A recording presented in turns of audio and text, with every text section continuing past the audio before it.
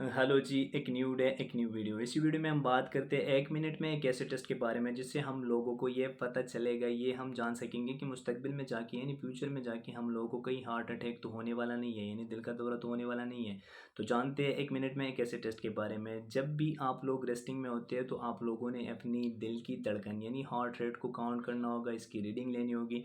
दिल की धड़कन को काउंट करने के लिए, इसकी रीडिंग लेने के लिए हमारी बॉडी में 2 ऐसी जगह है जहाँ से हम ईज़िली ये काउंटिंग कर सकते हैं कि इस वक्त हमारी दिल की धड़कन क्या चल रही है। तो एक को हम कहते हैं रेडियस आर्टरी या रेडियल आर्टरी, जो बिल्कुल हमारी अंगूठी की साथ ही गुजरती है और हमारे जो ये फ्लेंजेस वगैरह है यहाँ तक कि नहीं हैंड तक ब्लड सप्लाई कर देती है।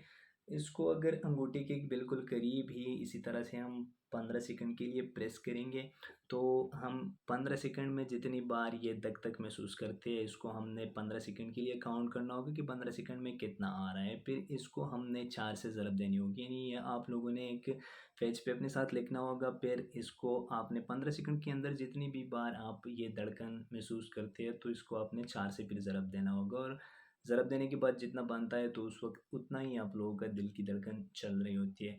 नॉर्मली जो होती है जी, हम 60 से लेके 100 तक लेते हैं। अगर 60 से नीचे आता है तो इसको हम कहते हैं ब्रेडिकार्डिया, अगर 100 से ऊपर चला जाता है तो इसको हम कहते हैं टेकिकार्डिया। लेकिन चलो ये एक मेडिकल टर्मिनोलॉजी है जो आम लोगों को समझ नहीं आती है ज़्यादातर। अब जैसे ही आप लोगों ने 1 मिनट के लिए कोई ऐसा वर्कआउट करना होगा जिसमें आप लोगों की दिल की धड़कन बढ़ जाए, यानी आप लोग दौड़ सकते हैं, आप लोग सीढ़ियाँ चढ़ सकते हैं या आप लोग कोई ऐसी ऐसी और एक्टिविटी कर सकते हैं जिससे के ज़रिए आप लोगों की दिल की धड़कन बढ़ जाए।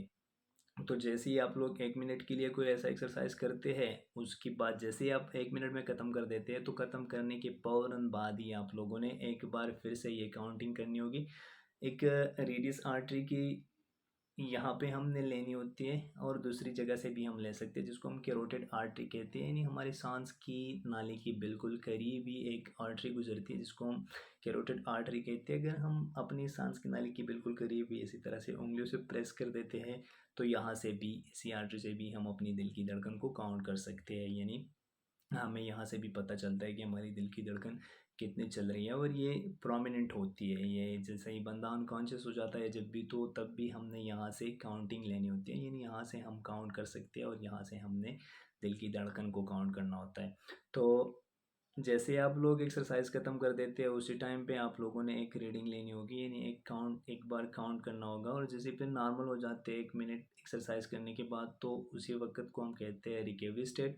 तो वहाँ पे भी आप लोगों ने एक रीडिंग लेनी होगी, यानी एक काउंटिंग लेनी होगी और ये दोनों 15 सेकंड में जितना आ रहा है तो फिर 4 से ज़रब देना होता है। लेट्स सपोज़ अगर मैंने जैसे एक्सरसाइज़ ख़त्म की और मेरे दिल की धड़कन उस वक़्त आई जी 150 यानी 150 की पर बीट पर मिनट आई। अब जैसे मैं नॉर्मल हो गया तो मेरी आई जी 130 बीट पर मिनट, तो इन दोनों के बीच में जो डिफरेंस आया, जो गैप आया वो आया जी 20 का, और ये गैप हमेशा 20 प्लस ही आना चाहिए। अगर ये 12 से नीचे आ रहे हैं, यानी 12 तक आ रहे हैं, 12 से नीचे आ रहे हैं, तो आप लोगों ने बिल्कुल मोहतात रहना होगा क्योंकि कोई ऐसी अंडरलाइनिंग काज़ चल रही है जो आप लोगों को फ्यूचर में जाके हार्ट अटैक कर सकती है। आप लोगों ने प्रॉपर इन्वेस्टिगेट करना होगा, डॉक्टर के पास विज़िट करना होगा और इस चीज़ को आप लोगों ने जो भी अंडरलाइनिंग कॉज़ चल रही है उसको ट्रीट करना होगा। इसके अलावा अगर ये 12 से 13, 13 से ये 19 तक आ रही है तो तब भी आप लोगों ने मुहतात रहना होगा क्योंकि फिर भी कोई ऐसी मॉडरेट प्रॉब्लम चल रही है जो फ्यूचर में जाके आप लोगों को हार्ट अटैक कर सकती है। इसके अलावा अगर ये इस 21 से 40 तक आ रही है तो आप लोग समझ लीजिए कि आप बिल्कुल, आपका हार्ट हेल्दी है और आप मूव ऑन कर सकते हैं। कोई ऐसी खतरे वाली बात नहीं है।